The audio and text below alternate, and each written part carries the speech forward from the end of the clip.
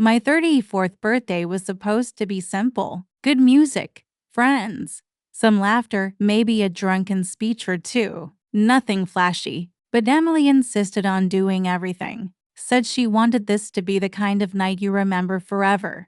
And God, she delivered. The house was glowing. Warm lights strung across the ceiling. The scent of rosemary and grilled lemon drifted from the kitchen. Music thumped softly from the Bluetooth speaker she kept hiding behind flower vases. Candles flickered everywhere like we were hosting a wedding, not a birthday. I stood in the middle of our living room, watching her float through the crowd like a movie scene. That blue dress hugged her in a way that made my chest ache with pride. Everyone said how lucky I was, and I believed it. Until Jason walked in. He wasn't on the guest list. At least, not mine. He showed up like he belonged there, black button-down, smug half-smile, holding a gift bag like it was some kind of joke. My heart stuttered. Jason, her ex. The one she used to cry about after 2 glasses of wine. The one she said destroyed her sense of trust. Before I could speak, she greeted him, hugged him, whispered something I couldn't hear and laughed. Laughed like old friends catching up. Not like a woman whose husband was standing a few feet away, watching the air leave his lungs. Did you know he was coming? I asked her quietly when we were alone for a second in the kitchen. She blinked. Oh my God, babe, I totally forgot I invited him. It was ages ago before I realized he might even come, right? Because people always forget they invited their exes to their husband's birthday party. But I smiled, told her it was fine. Because sometimes love means trusting even when your gut is screaming. Jason stayed close. That's what I remember most. Not what he drank or what he said. Just how he always stood too close. How his hand rested a second too long on the small of her back. How Emily didn't pull away fast enough. But I kept smiling. I made small talk with coworkers, laughed at old college stories, tried to drown the sick feeling inside me with whiskey and distraction. Every time I looked for her, she was laughing, always laughing, pouring drinks, brushing past Jason, brushing her hair behind her ear in that way she does when she wants to be seen. Then the music slowed, something jazzy and soft. Couples started pulling together, swaying lazily under the lights. I turned to find her, and she was dancing with him, not like strangers, not like friends, but like muscle memory. Her arms around his neck, his hands on her waist, her head tilted just so, her smile soft and familiar. I stood still, holding an untouched slice of birthday cake, watching. Whispers started. Someone behind me murmured, "Isn't that his wife?" I didn't speak. I didn't move. I just watched her. The way she looked at him. The way she never once looked around to see if I was watching. Because maybe she didn't care if I was. I placed the cake down, walked to the front door, and left my own birthday party. No slammed doors. No shouting. Just quiet steps. Dignity intact. Heart breaking silently beneath my ribs. I didn't sleep that night. I drove with no destination.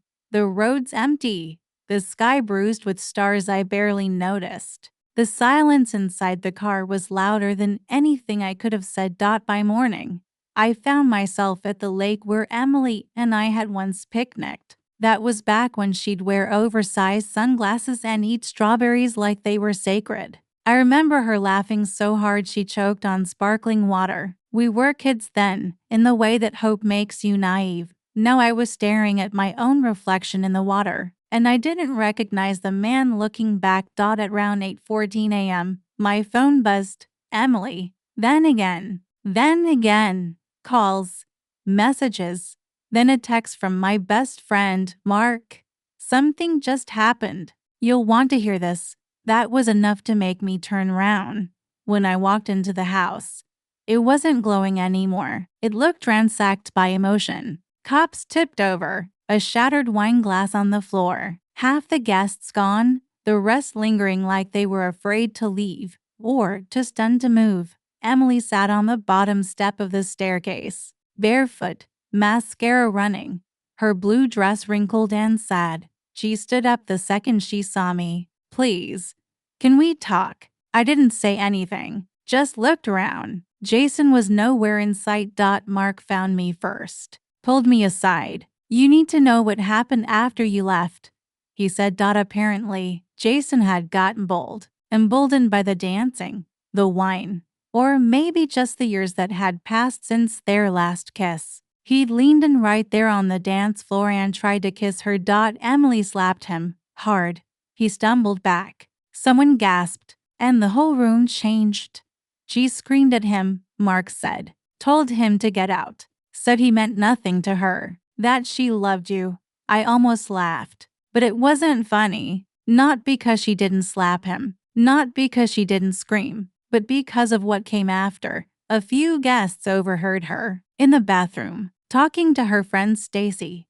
She said she'd been texting Jason for weeks, that she missed the way he made her feel, that maybe she'd made a mistake leaving him back then. My blood went cold. Mark didn't sugarcoat it. He looked me straight in the eyes and said, she told Stacy she invited him because she wanted to see what it felt like to be wanted by someone else again, to feel young. Emily walked toward me then, slow, like every step hurt. I was drunk, she whispered. I didn't mean any of it. I didn't know he'd do that. I looked at her, really looked at her, and asked one question. If I hadn't walked out, would you have kept dancing with him? She froze, blinked. Her mouth opened slightly, but no sound came out. No answer, no denial, just silence. That silence told me everything. I walked past her, into the bedroom, opened the closet and started packing. Behind me, she sank to the floor. I stayed at Mark's place that night. He gave me the guest room, no questions, no advice, just silence, beer, and a folded blanket. The phone buzzed until 4 a.m. calls, voicemails, messages from Emily that veered wildly between pleading and denial. I didn't kiss him. It was a mistake. I was drunk. I didn't know what I was doing, but the one line that hit hardest was, please come home. We can fix this. That was when I realized she wasn't mourning what she did. She was mourning the consequences. The next day, I didn't go back. I didn't answer her calls. I didn't text her back. I didn't need to, because there was nothing left to explain. Days passed. The frenzy calmed. But then came her final confession. One last call I didn't expect to answer, but did.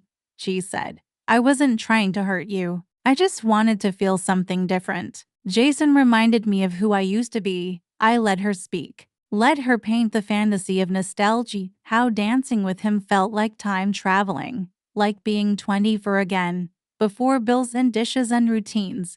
And what about me? I asked. What was I supposed to be in that moment? The man holding your purse while you borrowed your past for one more night? She cried, said she didn't know, said she was lost, that she missed the way people used to look at her, that maybe, deep down, she wanted Jason to look at her like that again, even if it meant stepping on my trust to do it. That's when I stopped listening, because it was never about Jason. It was about her, about chasing a feeling instead of honoring a promise. I didn't forgive her. I didn't yell. I didn't even hang up. I just set the phone down and let her keep talking until the battery died.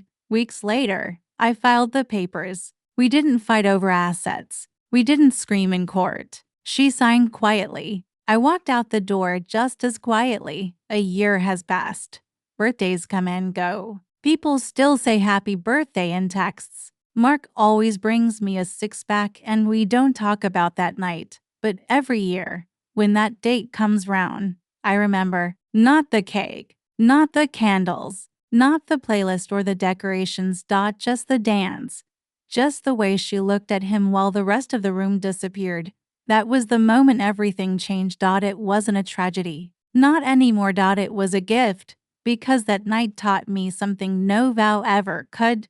You can love someone deeply and still need to leave them to love yourself fully.